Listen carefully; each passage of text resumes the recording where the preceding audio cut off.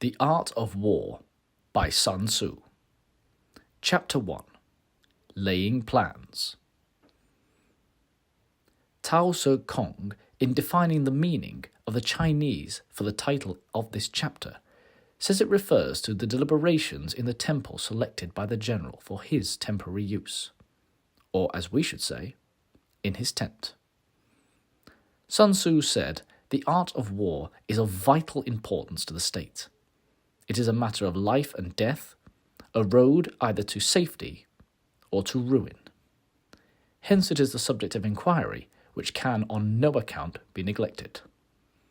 The art of war, then, is governed by 5 constant factors, to be taken into account in one's deliberations, when seeking to determine the conditions obtaining in the field. These are the moral law, heaven, earth, the commander, method, and discipline." It appears from what follows that Sun Tzu means by moral law a principle of harmony, not unlike the Tao of Lao Tzu in its moral aspect. One might be tempted to render it by morale were it not considered as an attribute of the ruler. Tu Yu quotes Wang Tzu as saying, "Without constant practice, the officers will be nervous and undecided when mustering for battle. Without constant practice, the general will be wavering and irresolute when the crisis is at hand." Heaven signifies night and day, cold and heat, times and seasons. The commentators, I think, make an unnecessary mystery of 2 words here. Ming Shi refers to the hard and the soft, waxing and waning of heaven. Wang He, however, may be right in saying that what is meant is the great economy of heaven, including the 5 elements, 4 seasons, wind and clouds, and other phenomena.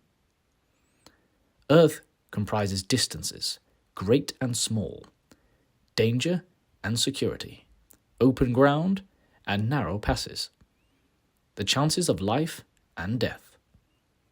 The commander stands for the virtues of wisdom, sincerely, benevolence, courage, and strictness.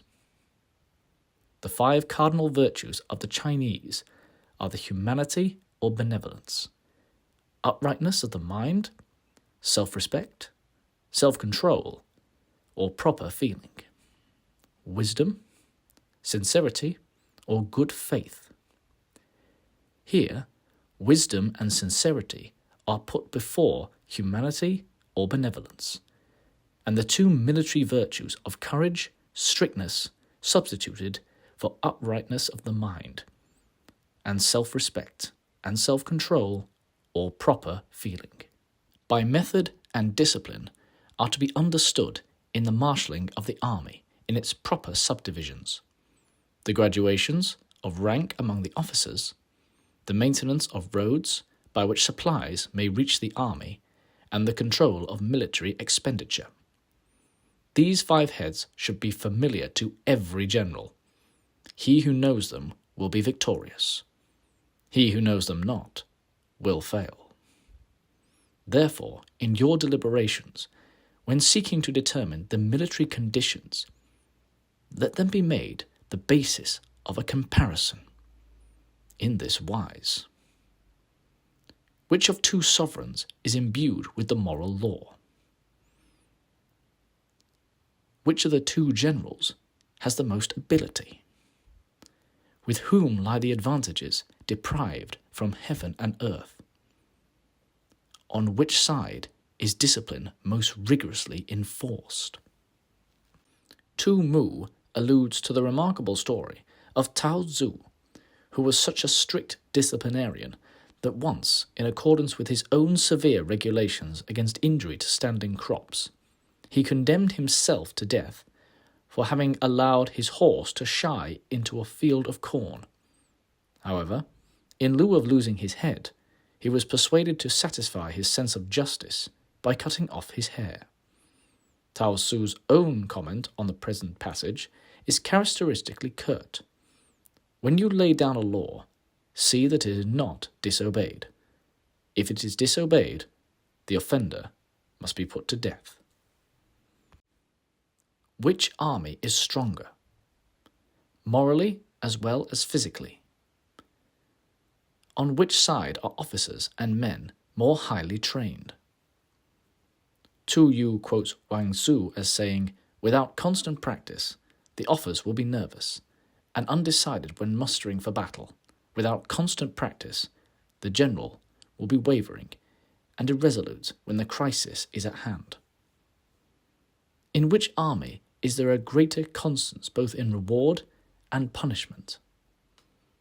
On which side is there the most absolute certainty that merit will be properly rewarded and misdeeds summarily punished? By means of these 7 considerations, I forecast victory or defeat.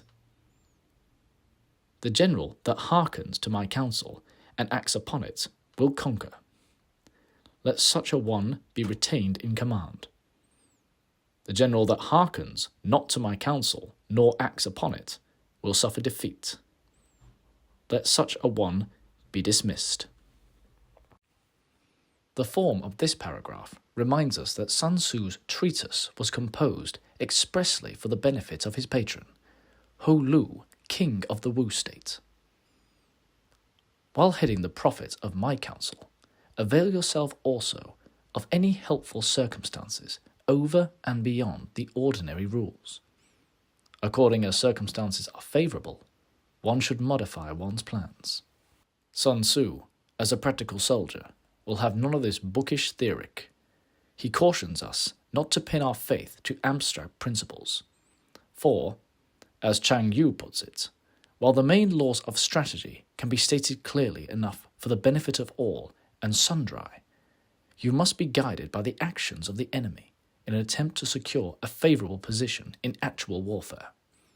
On the eve of the Battle of Waterloo, Lord Uxbridge, commanding the cavalry, went to the Duke of Wellington in order to learn what his plans and calculations were for the morrow, because, as he explained, he might suddenly find himself commander-in-chief and would be unable to frame a new plan in the critical moment.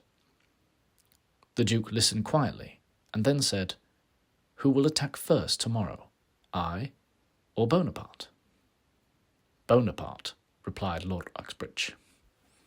"Well," continued the Duke, "Bonaparte has not given me any idea of his projects, and as my plans will depend upon his, how can you expect me to tell you what mine are?" All warfare is based on deception. The truth of this pithy and profound saying will be admitted by every soldier. Colonel Henderson tells us that Wellington, great in so many military qualities, was especially distinguished by the extraordinary skill with which he concealed his movements and deceived both friend and foe. Hence, when able to attack, we must seem unable. When using our forces, we must seem inactive. When we are near, we must make the enemy believe we are far away. When far away, we must make him believe we are near. Hold out baits to entice the enemy. Feign disorder and crush him.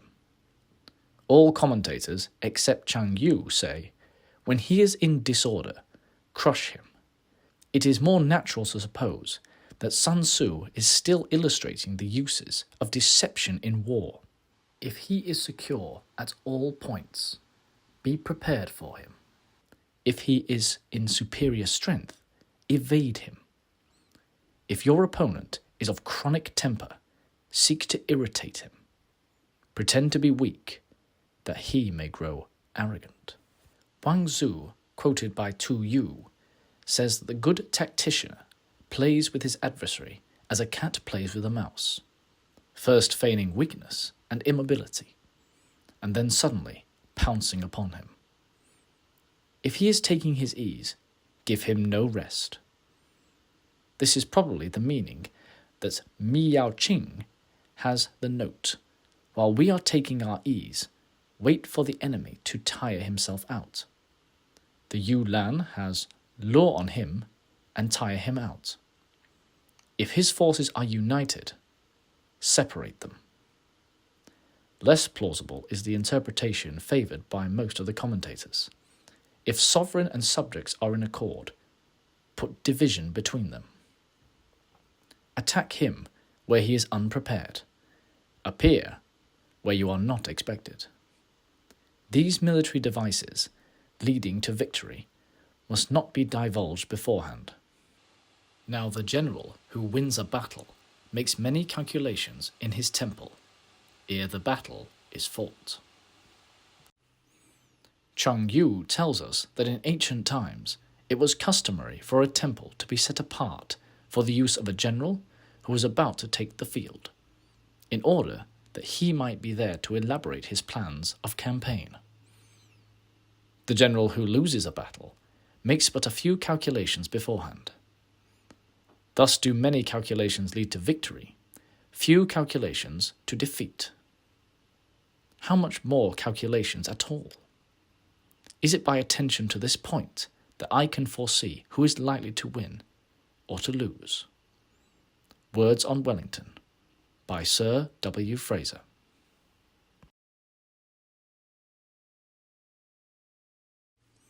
The Art of War by Sun Tzu. Chapter 2. Waging War.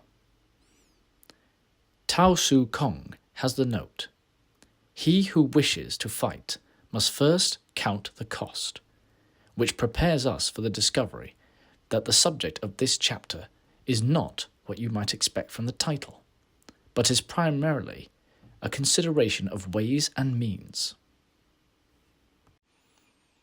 Sun Tzu said, in the operations of war, where there are in the field 1,000 swift chariots, as many heavy chariots, and 100,000 mail-clad soldiers. The swift chariots were lightly built, and according to Sun Tzu, used for the attack. The heavy chariots were heavier, and designed for the purposes of defence. Li Chong, it is true, says the latter were light, but this seems hardly probable. It is interesting to note the analogues between early Chinese warfare and that of the Homeric Greeks. In each case, the war chariot was an important factor, forming as it did the nucleus round which was grouped a certain number of foot soldiers.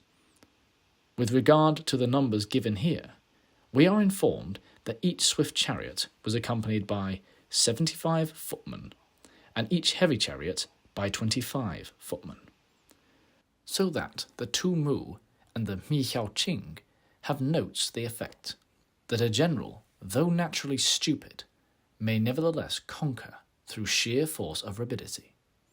Ho Shi says, "Haste may be stupid, but at any rate it saves the expenditure of energy and treasure. Proactive operations may be clever, but they bring a calamity in their train." Wang Qi evades the difficulty by remarking, "Lengthy operations mean an army growing old, wealth being expanded, and an empty exchequer and distress among the people. True cleverness ensures against the occurrence of such calamities." Sun Tzu says, so long as victory can be attained, stupid haste is preferable to clever dilatoriness. Now Sun Tzu says nothing whatever, except possibly by implication, about ill-considered haste being better than ingenious but lengthy operations. What he does say is something much more guarded, namely, that while speed may sometimes be injudicious, tardiness can never be anything but foolish, if only because it means impoverishment to the nation. In considering the point raised here by Sun Tzu, the classic example of Fabius Cunctator will inevitably occur to the mind. That general deliberately measured the endurance of Rome against that of Hannibal's isolated army, because it seemed to him that the latter was more likely to suffer from a long campaign in a strange country. But it is quite a moot question whether his tactics would have proved successful in the long run. Their reversal, it is true, led to Cannae, but this only establishes a negative presumption in their favour. there is no instance of a country having benefited from prolonged warfare. It is only one who is thoroughly acquainted with the evils of war that can thoroughly understand the profitable way of carrying it on. That is, with rapidity.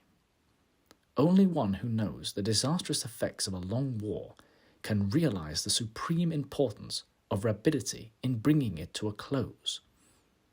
Only 2 commentators seem in favour of this interpretation, but it fits well into the logic of the context, whereas the rendering, "He who does not know the evils of war cannot appreciate its benefits," is distinctly pointless.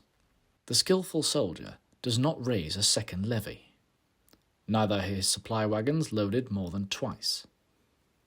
Once war is declared, he will not waste precious time in waiting for reinforcements, nor will he return his army back for fresh supplies, but crosses the enemy's frontier without delay. This may seem an audacious policy to recommend, but with all great strategists, from Julius Caesar to Napoleon Bonaparte, the value of time, that is, being a little ahead of your opponent, has counted for more than either numerical superiority or the nicest calculations with regard to commissariat. Bring war material with you from home, but forage on the enemy. Thus the army will have enough food for its needs. The Chinese word translated here as war material literally means things to be used, and it is meant in the widest sense. It includes all impediment of an army apart from provisions. Poverty of the state exchequer causes an army to be maintained by contributions from a distance. Contributing to maintain an army at a distance causes the people to be impoverished. The beginning of this sentence does not balance properly with the next, though obviously intended to do so. The arrangement, moreover, is so awkward that I cannot help suspect some corruption in the text. It never seems to occur to Chinese commentators that an emendation may have been necessary for the sense, and we get no help from them there. The Chinese words Sun Tzu used to indicate the cause of the people's impoverishment clearly have references to some system by which the husbandmen sent their contributions of corn to the army directly. But why should it fall on them to maintain an army in this way, except because the state or government is too poor to do so? On the other hand, the proximity of an army causes prices to go up, and high prices causes the people's subsistence to be drained away. Wang He says high prices occur before the army has left its own territory. Tai So Kong understands it of an army that has already crossed the frontier. When their substance is drained away, the peasantry will be afflicted by heavy extractions. With this such loss of substance and exhaustion of strength, the homes of the people will be stripped bare, and 3/10 of their income will be dissipated. Tu Mu and Wang He agree that the people are not to be mulcted, not of 3/10, but 7/10 of their income. This is hardly to be extracted from our text. Ho Shi has a characteristic tag, the people being regarded as the essential part of the state, and the food as the people's heaven. Is it not right that those in authority should value and be careful of both? While government expenses for broken chariots, worn-out horses, breastplates and helmets, bows and arrows, spears and shields, protective mallets, draft oxen, and heavy wagons will amount to 4/10 of its total revenue. Hence, a wise general makes a point of foraging on the enemy. 1 cartload of the enemy's provisions is equivalent to 20 of one's own, and likewise, a single pickle of his provender is equivalent to 20 from one's own store. A pickle is a unit of measure, equal to 133.3 pounds, or 65.5 kilograms. Now, in order to kill the enemy, our men must be roused to anger, that there may be an advantage from defeating the enemy. They must have their rewards. Tu Mu says, rewards are necessary in order to make soldiers see the advantage of beating the enemy. Thus, when you capture spoils from the enemy, they must be used as rewards, so that all your men may have a keen desire to fight, each on his own account. Therefore, in chariot fighting, when 10 or more chariots have been taken, those should be rewarded to who took the first. Our own flags should be substituted for those of the enemy, and the chariots mingled and used in conjunction with ours. The captured soldiers should be treated kindly and kept. This is called using the conquered foe to augment one's own strength. In war, then, let your great objective be victory, not a lengthy campaign. As Ho Shi remarks, war is not a thing to be trifled with. Sun Tzu here reiterates the main lesson which this chapter is intended to enforce.